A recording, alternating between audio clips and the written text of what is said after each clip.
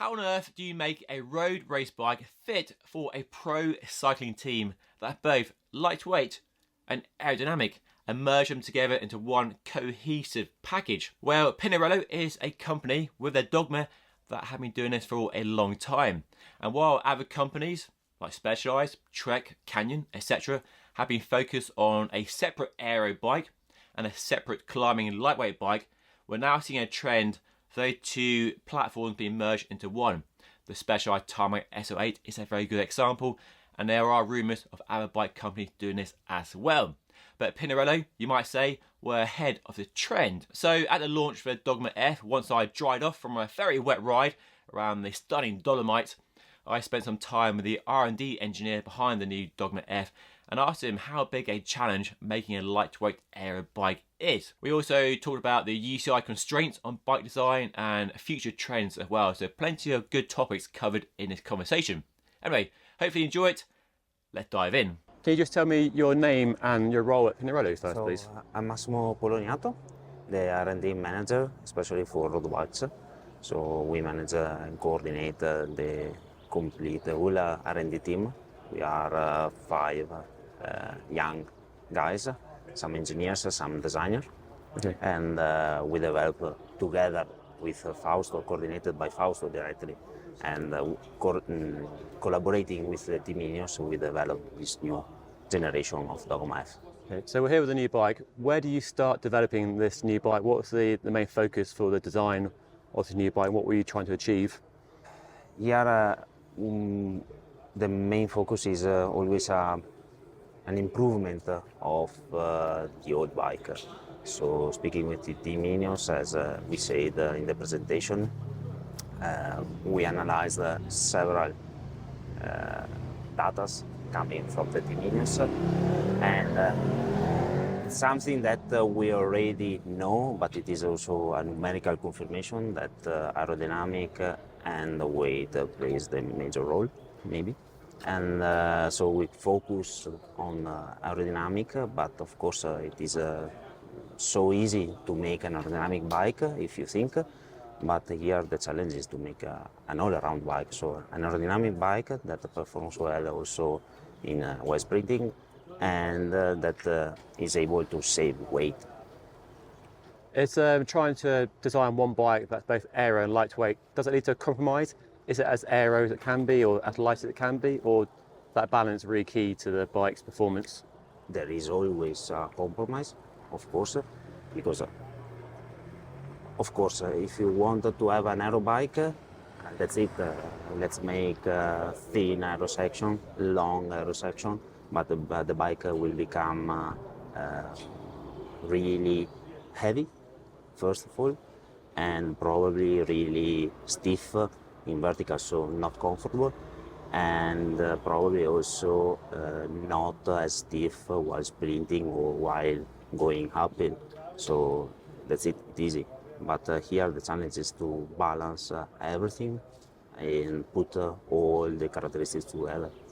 You said in the presentation that weight isn't that important. Working with a team, you realised that aero, drag and rolling resistance were more important than weight. Can you expand on that development? Yes, of course. We designed, as many years ago, we started designing bikes as a complete system. So bikes plus the rider. You cannot focus just on the bikes. And we did a lot of iteration, optimization, automatic optimization using the CFD and some algorithm from the help of the computer. We didn't see in the presentation, but the design of the down tube, the design of the seat tube and the bottle position are driven by the computer. So we did a parametric, let's call it parametric design of the frame, and we let the computer shape the frame in these areas in order to have the highest aerodynamic performances within center constraints that we gave to the computer, of course, because we need to take care of the stiffness, we need to take care of the weight, so we constrained some some constant, some parameters of the design. The tools you have available now compared to, say, 5-10 years ago, the computers, has that made a big difference in what you're able to achieve with the new bike? Absolutely, yes. Several years ago, you didn't have this power available, computer power available, so the simulation lasts a lot of hours, so you needed to shrink to do less iteration as possible. Here the computer power is coming bigger and bigger, but of course you don't have infinite power. And also here we need to do a lot of choice behind before starting the design, because you cannot explore everything. If you want, you can parameterize everything and let the computer work for you, but it is not possible. And also because the complete system is really complex, because you have a rider that is moving, and you cannot simulate on the computer the moving rider. So you need to choose some rider position, legs position. You need to choose some yaw angles and do a weighting average of the yaw angles, because when you are on the roads, you can feel based on your speed, your direction, the wind direction, wind speed. You can have different behavior of the bike and the wind coming from other sides. Having that access to a pro team like Ineos Grenadiers must be a great help, because you've got the computer tools, that's one thing, but having that real world feedback from the best rider in the world and balancing that feedback with engineering. This is the first having the feedback from the Ineos Grenadier is a huge help for us, of course, because we design bike for riders. So the riders must be comfortable on the bike and must feel it's his own bike. If if the rider is not happy with his bike, he cannot perform well. Is there a single part of the bike that was the biggest challenge or gave you the biggest sense of achievement in, was it like down tube or the bottom bracket area, or was it all? We did a lot of work on the down tube and the seat tube with the computer design, but maybe the most difficult part was the headset. Okay. So trying to shrinking as much as possible the headset around the cable routing. So the head tube narrower, we have a sort of oval, elliptical. Exactly, we tube. redesigned completely the headset in order, because now the bike is compatible just with electronic group set. So it makes no sense to use big bearings on the top. On the bottom, yes, we are still using 1.5 inch bearing because of the stiffness, because of the weight. But on top, we can reduce the bearing size. So we shrink as much as possible around the steer tube, around the head tube, around the headset, and also the talon bar, in order to fit, to be as slim as possible, fitting the internal cable routing.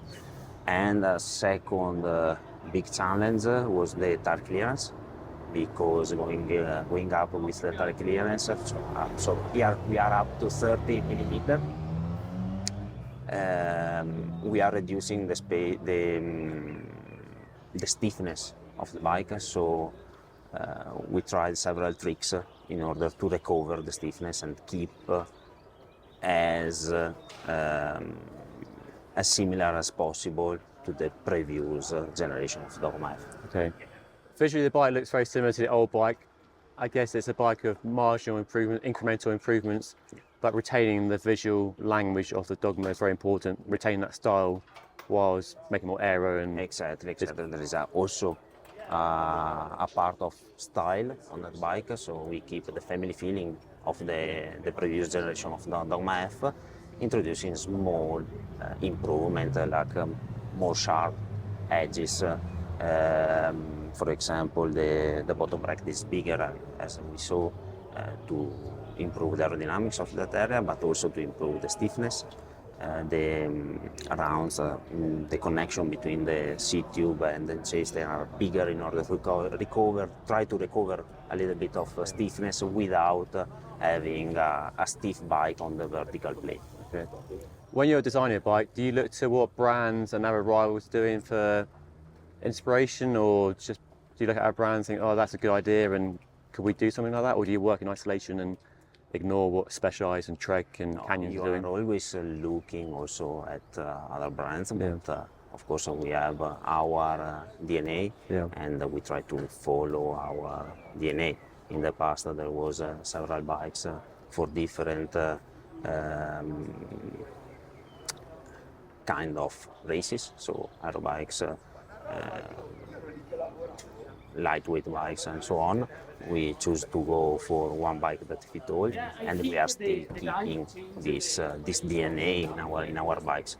Of course, we never stop learning, and we can learn also from we learn from our research, but we can learn also from what competitors are doing.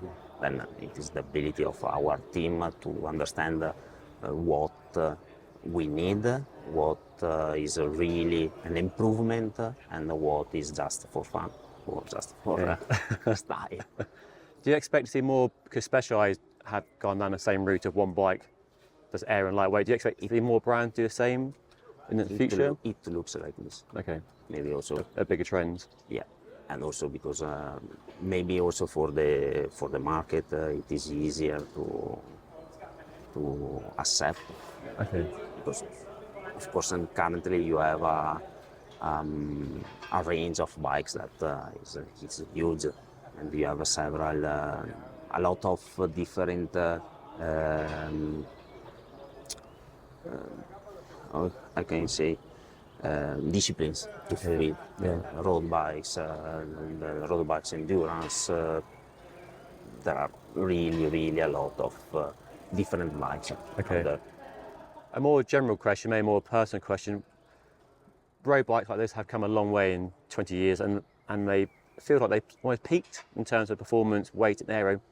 How much more potential is there for aero and weight on a bike like this, and what do you expect to see in the future? You can give us a glimmer of what you might hope to see. It's the Or what are the limitations? The improvement will be on the complete package. Okay. You cannot just design the frame and that's it. You need always to cooperate and work with the other suppliers, the wheels, the tires, the group sets, and you need to work together in order to find out an improvement. Of course, we are a little bit limited in the design because we are doing racing bikes, so we have some rules to be respected. So we cannot do fancy design and really innovate. But also in this kind of simple design and rules-driven design, we can innovate. Small iteration. Oh, you mentioned rules. Do the UCI rules hold you back? Are they a constraint to potential frame designs around tube diameters and shapes, or not? They are constraining us mainly with the maximum dimension of the tubes. Of course, UCI ask you to do a triangular shape of the frame. So with the main triangle and the second triangle on the rear stage, and that's it. You cannot do a bike without the seat stage, for example. And there is a little bit of constraint about the shaping of the tube. Primarily, it was the concept was to preserve the safety of the frame. Yeah. Now also it's the aero, and to preserve a little bit of the balance between different brands and give access to the technology to everyone. So no rich brands or rich riders that can develop a special custom solution. Do you think if the UCI rules went away, bikes would look very different, or would they look very similar to how they look now? they could be different, but I think that high performance bike will be pretty similar like the current one. Of course, you can have super aero bikes for track with fancy design, yes, but they are designed for track, they are designed for aero. Yeah. Probably for road bike, the, the design will be really similar, because if you want to save weight, if you want to preserve stiffness, there is no so big room to move. Yeah. Fantastic. Thanks so much for your time. So there we go. Some interesting insights into the development process of a bike like the Dogma F. Let me know what you think of this video and this conversation by leaving a comment down below. And if it's raised any questions, I'd love to hear from you as always. And if you missed my Dogma F first ride, that's linked right up above. And of course, don't forget to subscribe by hitting the button right here. But that is all for today. I'll see you again very soon. Thank you so much for watching.